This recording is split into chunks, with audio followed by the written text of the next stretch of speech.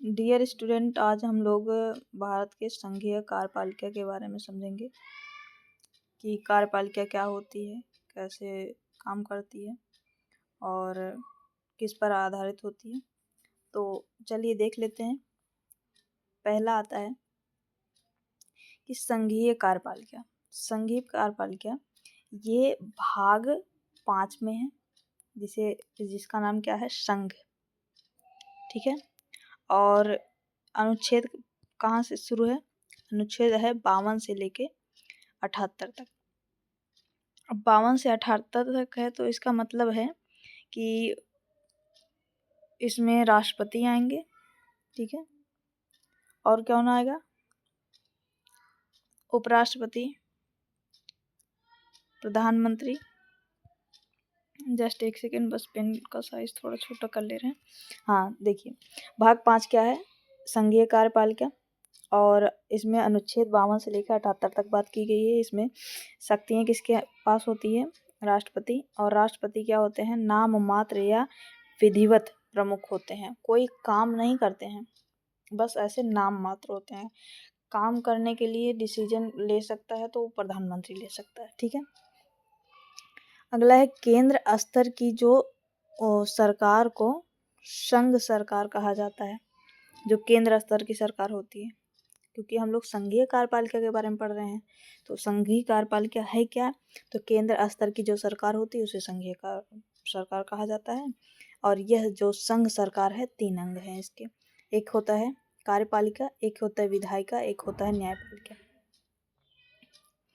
तो कार्यपालिका में जैसे राष्ट्रपति वगैरह आते हैं, राष्ट्रपति, उपराष्ट्रपति, ये सब शामिल हैं। और विधायिका में तो सांसद लोग शामिल हैं, जो संसद में बैठते हैं। और न्यायपालिका में जो आपका जो न्यायालय आता है, जैसे सुप्रीम कोर्ट, हाई कोर्ट या फिर जो भी हो। और इधर देख लेते हैं संघीय कार्यडी में जो शामिल होते हैं, तो वो कौन कौन होते हैं? राष्ट्रपति होते हैं, उपराष्ट्रपति होते हैं, प्रधानमंत्री होते हैं और मंत्रिपरिषद के COM होते हैं और महान्यायवादी होते हैं, जिसे CJI कहते हैं, चीफ जस्टिस ऑफ इंडिया। ठीक है। नेक्स्ट देख लेते हैं। तो अगला है राष्ट्रपति। राष्ट्रपति, इसकी चर्चा कहाँ है? भाग 5 में, और अनुच्छेद 52 से शुरू होता है। ठीक है। ये देश का पहला नागरिक व संवैधानिक प्रधान होता है। कौन? अगर पूछ ले कि देश का पहला नागरिक कौन है, तो अपना नाम मत बताना, कम ही है। कौन है? राष्ट्रपति होते हैं। अब जरूरी नहीं है कोई एक नाम लेंगे राष्ट्रपति। राष्ट्रपति का पद पे जो रहेगा वही उस टाइम का पहला नागरिक भारत का रहेगा। संघ की कार्यपालिका का नाम मात्र प्रधान राष्ट्रपति होता है और भारतीय सशस्त्र सेनाओं के कमांडर इन चीफ होता है। ठीक है। तीनों सेनाओं का चीफ कौन होता है? राष्ट्रपति होता है। इससे छोटा पद एक बना, अभी जल्दी में बना था, CDS। तो उसमें तो सबसे पहले CDS कौन हुए थे? बिपिन रावत जी हुए थे। और फिर सेकंड नंबर पे कौन आए थे? वो जब एक्सपायर कर गए तो उसके बाद आए थे अनिल चौहान, बने थे second chief justice of CDS, chief defence. ठीक है। और अनुच्छेद जो है 52 से शुरू है। तो 52 में क्या है? राष्ट्रपति का पद है। पहले देख लेते हैं। संघीय संघ की कार्यपालिका शक्ति राष्ट्रपति में निहित होती है। जो कार्यपालिका शक्ति होती है वो राष्ट्रपति में निहित होती है। राष्ट्रपति सब मतलब अगर उन्हीं के सिग्नेचर वगैरह से सब कुछ होता है, उनके सहमति से, अनुमति से। नाम मात्र कार्यपालिका राष्ट्रपति होते हैं और वास्तविक कार्यपालिका जो होता है प्रधानमंत्री या मंत्रिपरिषद होता है। मेन काम जो करते हैं ना, वो ये लोग करते हैं। लेकिन अगर राष्ट्रपति उस पर अनुमति ना दे तो ये तो काम होने वाला नहीं है। ठीक। अनुच्छेद 52 में क्या है? भारत के राष्ट्रपति का चुनाव है। देखो, अनुच्छेद 54 में जो राष्ट्रपति का चुनाव है। 52 में क्या है? 52 में पद है। 53 में क्या है? कार्यपालिका है। 54 में क्या है? 50-4 में निर्वाचन है, तो ये अभी हम लोग देख रहे हैं। तो भारत की जनता द्वारा सीधे तौर पर ये चुने नहीं जाते हैं। हम लोग कभी राष्ट्रपति के इलेक्शन में वोट नहीं डालते हैं। ये निर्वाचक मंडल द्वारा चुने जाते हैं। जो मतलब सांसद विधायक होते हैं वही लोग उनको मतलब उन्हीं के द्वारा चुनाव होता है और ये फिर बन जाते हैं। और हम जब बन जाते हैं उसके बाद पता चलता है करंट अफेयर के थ्रू, भाई राष्ट्रपति चेंज हो गए। तो निर्वाचक मंडल जो होता है, राष्ट्रपति चुनाव में मतदान करने वाले सदस्य निर्वाचक मंडल से होते हैं। और वे सदस्य जो राष्ट्रपति चुनाव में मतदान नहीं करते हैं वो कौन होते हैं देख लें। तो जो निर्वाचक मंडल में होते हैं, जो चुनाव करते हैं, वो संसद के दोनों सदनों के निर्वाचित सदस्य होते हैं। और राज्य की विधानसभाओं में निर्वाचित सदस्य ये लोग चुनाव करते हैं। और कौन करता है? केंद्र शासित प्रदेश दिल्ली, पुदुचेरी के और विधानसभा के निर्वाचित सदस्य। इतना तो जन जो होते हैं राष्ट्रपति का जब चुनाव होता था वोट डालते हैं। और कौन कौन नहीं डालता है? संसद के दोनों सदनों के मनोनीत सदस्य वोट नहीं डालते हैं। मनोनीत सदस्य क्यों वोट नहीं डालते? क्योंकि इन्हीं को राष्ट्रपति मनोनीत सदस्य को चुनता है। अगर यही वोट डालेंगे तो वो जो राष्ट्रपति इनको चुना रहेगा, अगले इलेक्शन में ये फिर उसी राष्ट्रपति को चुन लेंगे। कहेंगे कि भाई यही तो हमें चुने हैं, तो हम भी इन्हीं को चुन लेते हैं, इसीलिए ये नहीं डालते हैं वोट। और कौन नहीं डालता? राज्य विधानसभा के मनोनीत सदस्य नहीं डालते हैं, ठीक है। और राज्य विधान परिषद के निर्वाचित एवं मनोनीत ये दोनों सदस्य नहीं डालते हैं। और केंद्र शासित प्रदेश दिल्ली, पुदुचेरी के विधानसभा के मनोनीत सदस्य नहीं डालते हैं। विधानसभा तो हर जगह पे लागू नहीं, इसीलिए ना विधानसभा वाले वोट नहीं डालते हैं। विधानसभा नहीं, विधान परिषद, ठीक है। तो यहाँ विधानसभा है, यहाँ विधानसभा के सदस्यों के मनोनीत सदस्य जो होते हैं, मनोनीत सदस्य मतलब जिसको राष्ट्रपति खुद से चुनता है, तो क्या वही फिर वोट डालेंगे तो राष्ट्रपति को ही डाल देंगे, इसीलिए ये सब वोट में शामिल नहीं होते हैं। अगला देख लेते हैं 55 अनुच्छेद क्या कह रहा है कि इसमें क्या कहता है, भारत के राष्ट्रपति का चुनाव की रीति क्या होगी, मतलब कैसे वो चुने जाएंगे। तो भारत के राष्ट्रपति का निर्वाचन होगा वो समानुपातिक प्रतिनिधित्व के तहत एकल संक्रमणी मत प्रणाली के द्वारा किया जाता है। ये अनुच्छेद 55 में बात किया गया है, एकल संक्रमणी मत द्वारा। और मतदान क्या होगा? गुप्त मतदान होगा। गुप्त मतदान मतलब जनता को इसके बारे में इतना मालूम नहीं रहता है। और राष्ट्रपति पद के लिए चुनाव हेतु उनके नामांकन पर कम से कम 50 मतदाताओं द्वारा प्रस्तावक और 50 मतदाताओं द्वारा समर्थक के रूप में हस्ताक्षर होना चाहिए। मतलब 50 क्या होने चाहिए? क्या होना चाहिए? 50 प्रस्तावक होना चाहिए और 50 अनुमोदक होना चाहिए, ठीक है। यही जो समर्थक के रूप में जो होते हैं उन्हीं को का हस्ताक्षर होना चाहिए, मतलब 50 अनुमोदक होना चाहिए। अगला है उसे भारतीय रिजर्व बैंक में 15,000 रुपये की सुरक्षा जमा करनी होती है। और राष्ट्रपति के चुनाव से संबंध में सभी संदेहों और विवादों की जांच और निर्णय सर्वोच्च न्यायालय द्वारा किया जाता है, जिसका निर्णय अंतिम होता है। मतलब इनसे कौन भी कुछ होगा तो उसकी जांच कौन करेगा? सुप्रीम कोर्ट करता है। अगला है 56 अनुच्छेद 56 क्या कहता है? राष्ट्रपति का कार्यकाल, मतलब कि कितना टाइम तक वो राष्ट्रपति पद पर रहेंगे। देखिए, राष्ट्रपति पदभार ग्रहण करने की तिथि से लेकर 5 वर्ष की अवधि तक अपने पद पर रहेंगे। उसके बाद 5 साल बाद क्या होगा? फिर से चुनाव होगा, ठीक है। वह अपने 5 वर्ष के कार्यकाल में आगे तब तक पद पर बने रह सकते हैं जब तक कि उनका उत्तराधिकारी उस पद पर कार्यभार ग्रहण नहीं कर लेता। उत्तराधिकारी मतलब आने वाला जो होता है। जैसे चुनाव हुआ, दूसरा कोई तब तक मतलब दूसरा कोई मान लीजिए जीत गया, तो जब तक वो नहीं बैठेगा तब तक जो पहले वाले राष्ट्रपति हैं तब तक वो क्या करेंगे, पदभार संभालेंगे।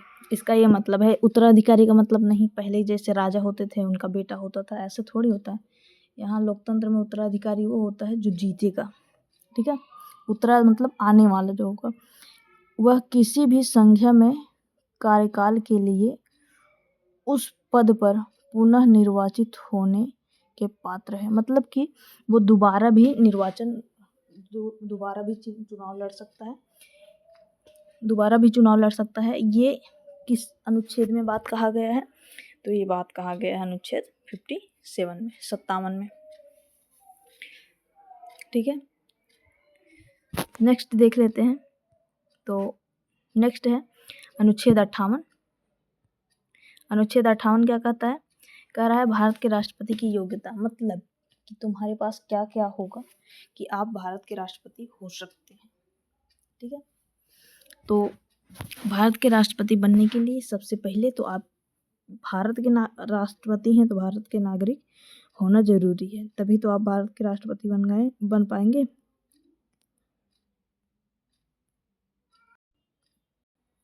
अगला है कि उनकी आयु क्या होना चाहिए, 35 वर्ष पूरी होनी चाहिए। इनायक नान भरे बच्चा उठा के बैठा दो, कम से कम 35 साल का रहना चाहिए। थोड़ा मतलब बहुत गर्म खून वाले भी नहीं होना चाहिए, तुरंत मार काट के उतारू हो जाए, एकदम मतलब मीडियम जो एज होता है वो होना चाहिए। तो 35 वर्ष मांगा गया है। उसे लोकसभा के सदस्य के रूप में निर्वाचित होने के लिए योग्य होना चाहिए और वह केंद्र सरकार, किसी राज्य सरकार या किसी अस्थायी प्राधिकरण या किसी अन्य सार्वजनिक प्राधिकरण के अधीन किसी लाभ के पद पर नहीं होना चाहिए। मतलब कि दो लाभ नहीं ले, मतलब यही है कि एक तो वो कोनो सांसद विधायक रहे, ऊपर से चले प्रधानमंत्री राष्ट्रपति का चुनाव भी लड़ लें, तो ये उनको इस्तीफा देना पड़ेगा। ठीक है, नेक्स्ट अनुच्छेद है 59, जिसमें राष्ट्रपति पद के लिए शर्तें, क्या क्या शर्त होनी चाहिए, तो वह संसद या राज्य विधानमंडल के किसी भी सदन का सदस्य नहीं होना चाहिए। ठीक है, नहीं तो एक फेवर में वो क्या करेगा, काम कर देगा। मान लीजिए कि किसी सदन से मान लीजिए कोई बजट पास हुआ, तो अपने सदन, जिस सदन में वो सदस्य रहेगा उधर का वो पेश कर देगा और दूसरे सदन के लिए नहीं कर देगा। इसलिए ये भेदभाव ना हो, इसलिए कहा गया है कि संसद या राज्य विधान मंडल के किसी भी सदन का सदस्य नहीं होना चाहिए। और यदि ऐसा कोई व्यक्ति राष्ट्रपति के रूप में निर्वाचित होता है तो वह माना जाएगा कि उसने राष्ट्रपति के रूप में अपना पद ग्रहण करने की तिथि में सदन में अपना स्थान रिक्त कर दिया है। मतलब कि सदन में अगर मान लीजिए वो राष्ट्रपति के चुनाव में हुआ, तो सदन में अगर कोई वो पद धारण किया था, वही तो बोल रहे हैं राष्ट्रपति मतलब पद लाभ के पद पर नहीं होना चाहिए, तो मतलब कि वो उसको त्याग पत्र देगा तब जाके वो राष्ट्रपति बनेगा।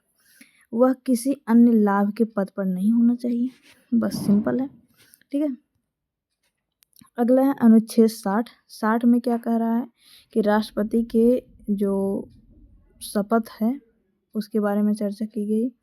जैसे राष्ट्रपति को पद की शपथ भारत के सर्वोच्च न्यायालय के मुख्य न्यायाधीश द्वारा दिलाई जाएगी और उनकी अनुपस्थिति में सर्वोच्च न्यायालय के जो वरिष्ठ न्यायाधीश होते हैं वो भी दिला सकते हैं। मान लीजिए मुख्य न्यायाधीश नहीं है तो क्या होंगे, जो बड़े बुजुर्गों में उसमें ठीक ठाक राष्ट्रपति मतलब मुख्य न्यायाधीश के अलावा कोई और न्यायाधीश है तो वो भी दिला सकते हैं। अगला है अनुच्छेद 61 आता है। तो इसमें क्या कह रहा है, अब हम लोग चुन तो लिए, राष्ट्रपति को शपथ दिला दिए, मान लो उसकी कोनो गलती हुआ या कुछ और हुआ तो उससे क्या हटाने की जो प्रक्रिया है वो अनुच्छेद 61 में है, जिसे कहते हैं राष्ट्रपति पर महाभियोग। और महाभियोग की प्रक्रिया संसद के अर्ध न्यायिक प्रक्रिया है।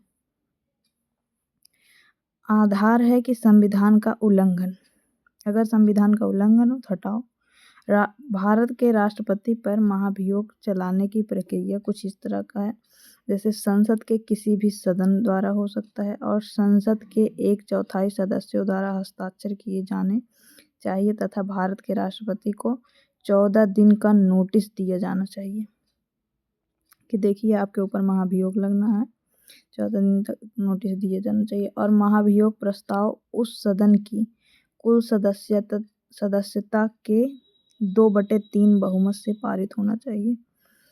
इसे दूसरे सदन को भेजा जाता है जिसे आरोपों की जांच करनी होती है। मतलब एक सदन में पास हुआ, 2/3 मत से दूसरे सदन में जाएगा, दूसरे सदन भी उसकी जांच करेगी, भाई राष्ट्रपति में है कमियां खामियां हैं तो इनको हटाना है। अगला है, राष्ट्रपति को ऐसी जांच में उपस्थित होने तथा अपना प्रतिनिधित्व करने का अधिकार है कि हमसे क्या गलती हुई है, उनका ये भी अधिकार है उसको समझने के। नहीं डायरेक्ट कोई वो आया कि हटो भागो आपने गलती कर दिया है, मतलब सदन वाले मतलब हटा दें, ऐसे नहीं है। अगला है कि यदि दूसरा सदन की आरोपों को बरकरार रखता है और अपने कुल सदस्यों के 2/3 मत से महाभियोग प्रस्ताव पारित कर देता है तो राष्ट्रपति पर महाभियोग लगाया जाता है, उसे उसके पद से हटा दिया जाता है जिस दिन से प्रस्ताव पारित किया गया है। अगला क्या है, राष्ट्रपति की पद की रिक्तियां, कि वो पद रिक्त, राष्ट्रपति का पद कैसे कैसे रिक्त हो सकता है। कि पहला कि वह त्याग पत्र दे, भाई हम राष्ट्रपति का पद नहीं लेंगे, और ये राष्ट्रपति को मतलब जब त्याग पत्र देंगे तो ये किसको देंगे, राष्ट्रपति उपराष्ट्रपति को ये इस्तीफा देते हैं। उच्चतम न्यायालय द्वारा निर्वाचन अवैध घोषित होने पर क्या होता है, राष्ट्रपति का पद खाली हो सकता है। और महाभियोग की प्रक्रिया से भी राष्ट्रपति का पद खाली हो सकता है, या फिर मर मुरा जाए तो फिर भी क्या होता है, राष्ट्रपति का पद खाली हो जाएगा। तो ये सब प्रक्रियाएं हैं कि राष्ट्रपति का पद खाली कब कब होगा। ठीक है, कुछ एक्स्ट्रा पॉइंट हैं, जैसे कि पद रिक्त होने पर राष्ट्रपति का चुनाव 6 माह के भीतर होना जरूरी है, और पद रिक्त होने पर उपराष्ट्रपति कार्यवाहक राष्ट्रपति के रूप में अधिकतम 6 महीने तक वो मतलब काम राष्ट्रपति के पद पर धारण कर सकते हैं, राष्ट्रपति का पद।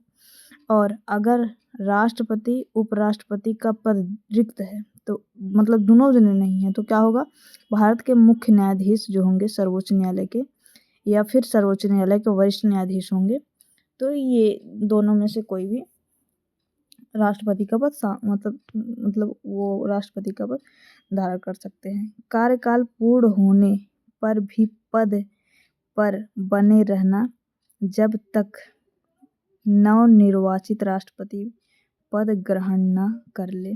मतलब कि ये दोनों जो है ना, कि जब उनका जैसे कि कार्यकाल पूरा हो गया, किसका, राष्ट्रपति का कार्यकाल पूरा हो गया है, तब भी उनको उस सीट पर रहना है। कब तक, जब तक जो दूसरा राष्ट्रपति बना है वो अपना पद धारण न कर ले तब तक। ठीक है, राष्ट्रपति के वेतन भत्ते के बारे में समझ लेते हैं।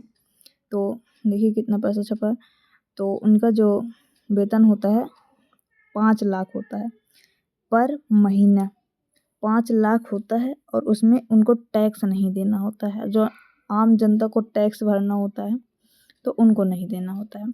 और ये निःशुल्क राष्ट्रपति आवास में रह सकते हैं, और आजीवन सुविधाएं, जैसे भारत के राष्ट्रपति को फ्री इलाज और आवास की सुविधा मिलती है पूरा जीवन। एक बार राष्ट्रपति बन गए उसके बाद उनको हमेशा ये सुविधा रहती है कि फ्री इलाज कहीं भी करा सकते हैं, और क्या होता है वो घर उनको जो है फ्री में मिलता है। आवास की सुविधा, आवास मतलब कॉलोनी नहीं पास होता है, मतलब रहता है। ठीक है, अगला है, ट्रेन या हवाई मार्ग में एक साथी के साथ मुफ्त यात्रा व जीवन भर के लिए मुफ्त में वाहन सुविधा उठा सकते हैं। एक साथी मतलब कि उनका जीवन साथी भाई उनका हो सकता है, पत्नी हो, या मान लीजिए फीमेल बने तो हो सकता है वो अपने हस्बैंड के साथ जाए, तो यही 2 जन को कह रहा है कि फ्री अलाउ है। कार्यकाल वेतन और भत्ते कम नहीं किए जा सकते। रिटायरमेंट में 1.5 लाख प्रतिमाह पेंशन भी मिलता है। मतलब मान लो राष्ट्रपति का पद अगर छोड़ें तो उसके बाद उनको 1.5 लाख पेंशन मिलेगा। और 60,000 रुपये महीना स्टाफ पर खर्च हेतु अलग से मिलता है।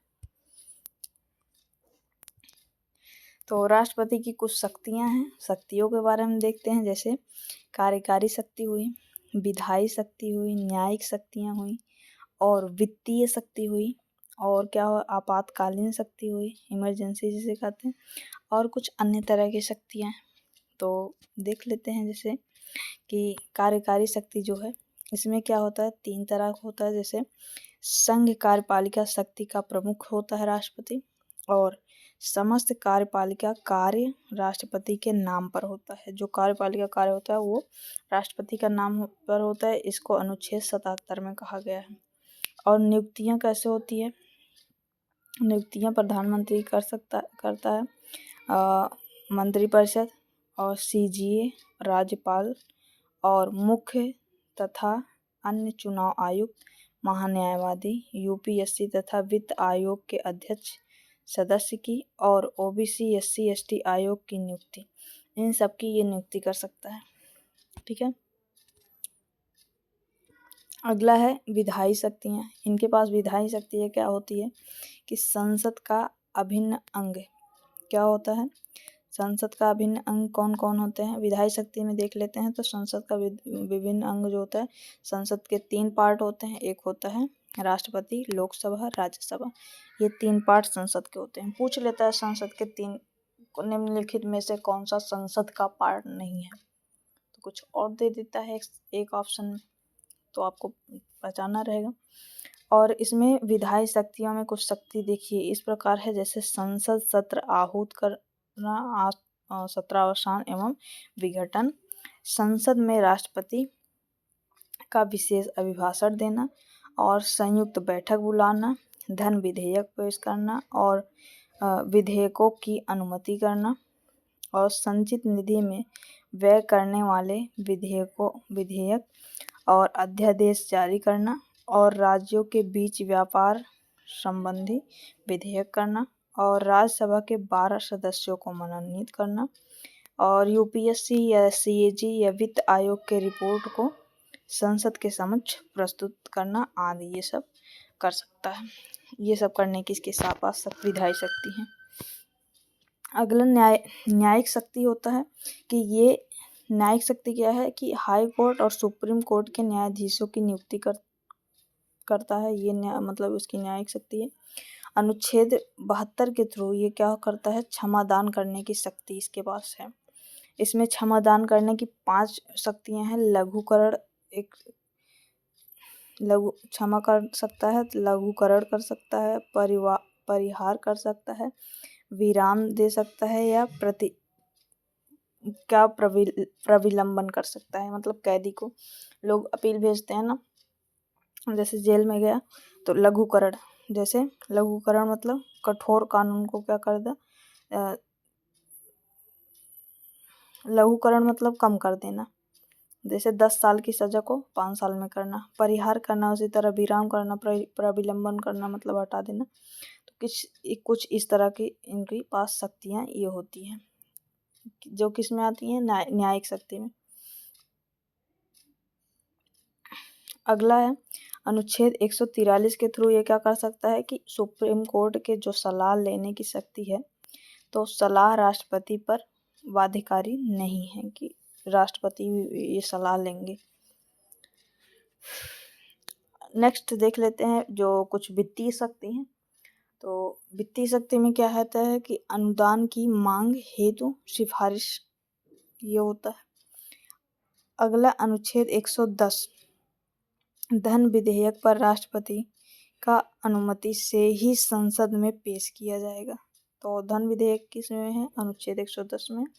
तो ये किस राष्ट्रपति के अनुमति से ही धन विधेयक क्या होगा, पेश किया जाएगा संसद में। और अनुच्छेद 112 में बजट की मतलब वार्षिक वित्तीय विवरण पेश करना। वैसे संविधान में बजट कहीं नहीं लिखा है, ये वार्षिक वित्तीय विवरण लिखा है, तो उसी को नॉर्मली लोग बजट बोल देते हैं। तो ये कहा गया है, ये इसको भी पेश करवाना।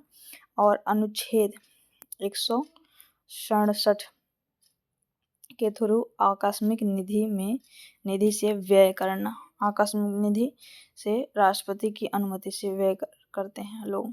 जैसे कभी वित्तीय आपात आ जाए तो उस समय में जो पैसा खर्च किया जाता है उसे कहते हैं आकस्मिक निधि से पैसा लेना। अगला है आपातकालीन कुछ शक्ति होती हैं। आपातकालीन शक्ति में 352 अनुच्छेद में राष्ट्रपति आपातकाल लगा सकता है। 356 व 65 में राष्ट्रपति शासन लग सकता है और 360 में वित्तीय आपात लग सकता है। तो ये 3 तरह का आपात लग सकता है। 52 में राष्ट्रीय आपात और 56 में क्या होता है राजकीय आपात, और 65 में ये जिसे राष्ट्रपति शासन भी कहते हैं। और अनुच्छेद क्या होता है 360 में क्या होता है वित्तीय आपात लग सकता है। तो ये आपातकालीन शक्तियाँ हैं। अगला है अन्य शक्ति। कुछ अन्य तरह की जो शक्तियाँ थे जैसे राष्ट्रपति संविधान और समझौते राष्ट्रपति के नाम पर होते हैं। अरे भाई, अंतरराष्ट्रीय जो संधियाँ और समझौते होते हैं वो राष्ट्रपति के नाम पर होते हैं। पहली बार हम थोड़ा मिस पढ़ गए थे ना।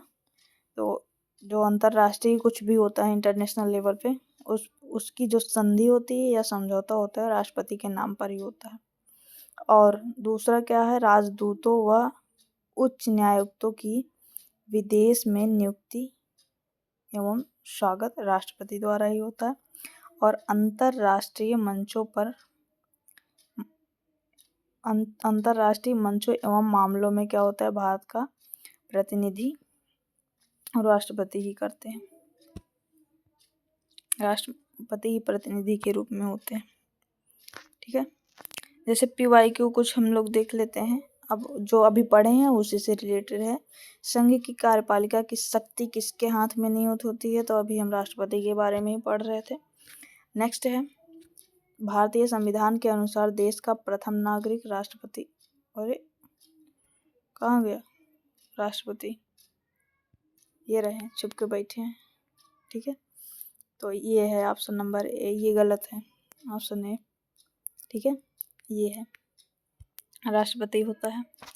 नेक्स्ट देख लेते हैं कि भारतीय सशस्त्र सेनाओं का सर्वोच्च कमांडर कौन होता है, तो राष्ट्रपति होता है, ऑप्शन नंबर ए होगा। नेक्स्ट है कि भारत के राष्ट्रपति निर्वाचित होने के पात्र बनने के लिए किस व्यक्ति की आयु पूर्ण होनी चाहिए, मतलब कितनी आयु पूर्ण होनी चाहिए, तो ये 35 वर्ष पूरा होना चाहिए। ठीक है, नेक्स्ट देख लेते हैं कि राष्ट्रपति का निर्वाचन किस प्रकार से होता है, तो अभी हम लोग बताए थे अप्रत्यक्ष रूप से एकल संक्रमणी पद्धति से। अप्रत्यक्ष रूप से मतलब कि हम लोग उसको चुनते नहीं हैं, वो संसद के किसी मतलब संसद के सदस्यों द्वारा चुना जाता है। और राष्ट्रपति पद के चुनाव संबंधी विवाद को किसे निर्देशित किया जाता है, तो अभी सुप्रीम कोर्ट उच्चतम न्यायालय। ठीक है, पढ़े हम लोग। नेक्स्ट है कि राष्ट्रपति के चुनाव के लिए निर्वाचक मंडल में होता है, तो कौन होता है निर्वाचक मंडल में, मतलब उनके चुनाव में, तो संसद के दोनों सदनों तथा विधानसभाओं के निर्वाचित सदस्य होते हैं। ठीक है, अगला है भारत के राष्ट्रपति को उनके पद से हटाया जा सकता है, तो कैसे है, किसके द्वारा हटाया जा सकता है, संसद द्वारा हटाया जा सकता है। नेक्स्ट है कि राष्ट्रपति को निम्नलिखित में से कौन पद और गोपनीयता की शपथ दिलाता है, तो पद और गोपनीयता की शपथ कौन दिलाता है, शपथ मुख्य न्यायाधीश CAG दिलाते हैं।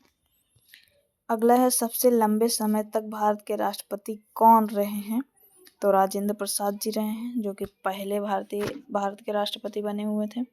नेक्स्ट है संसद का अधिवेशन बुलाने का काम है, कौन बुलाता है, तो राष्ट्रपति बुलाते हैं अधिवेशन। नेक्स्ट है, भारत के निम्नलिखित में से किस मुख्य न्यायाधीश ने कुछ समय तक भारत के राष्ट्रपति के रूप में कार्य किया था? तो वो कौन किए थे? हिदायतुल्लाह सयानी। तो ये क्या हुआ था, एक बार बीबी गिरी जो थे वो उपराष्ट्रपति थे और डॉक्टर जाकिर हुसैन थे राष्ट्रपति। जब डॉक्टर जाकिर हुसैन शायद कुछ हुआ था ना कि वो राष्ट्रपति का पद खाली हो गया था, उसके बाद बीबी गिरी उपराष्ट्रपति से राष्ट्रपति के पद पे बैठे थे। तो उसके बाद ये क्या हुआ, बैठे थे तो किस शक्ति से बैठे हैं कि ऐसे होता है कि जब राष्ट्रपति का पद खाली होगा तो उपराष्ट्रपति जाके मतलब वो पद संभाल सकते हैं, लेकिन ये उस पे बैठते ही यहाँ से अपने उपराष्ट्रपति का पद जो था उसको इस्तीफा दे दिए। जब ये इस्तीफा दे दिए तो किस बल पे वो राष्ट्रपति के पद पे बैठेंगे? तो जब इस्तीफा दे दिए तो अब वो हट गए, दोनों जगह से हट गए, क्योंकि जब तक वो राष्ट्रपति रहेंगे तभी तो वो उस सीट को संभाल सकते हैं। अब ये भी हट गए, तो उसके बाद फिर कौन संभाला था? जो हिमायतुल्लाह सयानी जी थे, तो उन्होंने फिर उसके बाद संभाला था। नेक्स्ट है कि राष्ट्रपति किस विधेयक को पुनर्निर्वाचन के लिए नहीं लौटा सकते हैं? तो ये धन विधेयक को, ठीक है, पैसा कौड़ी के मामले में कंजूसी नहीं। नेक्स्ट है, भारत के राष्ट्रपति संसद के दोनों सदनों को प्रथम सत्र के प्रारंभ में कब संबोधित करते हैं? तो जो होता है प्रतिवर्ष, मतलब हर साल लोकसभा के प्रत्येक आम चुनाव के बाद भी इन दोनों के टाइम में क्या करते हैं राष्ट्रपति, जो सभा को है उसको संबोधित करते हैं, प्रथम सभा को। नेक्स्ट क्वेश्चन है कि भारत में राष्ट्रपति राज्यसभा के कितने सदस्यों को मनोनीत करता है? तो 12 सदस्य को, ठीक है। नेक्स्ट हमारा आता है अब चैप्टर राष्ट्रपति के बाद उपराष्ट्रपति, तो इसको हम लोग दूसरे वीडियो में पढ़ लेते हैं, ठीक है।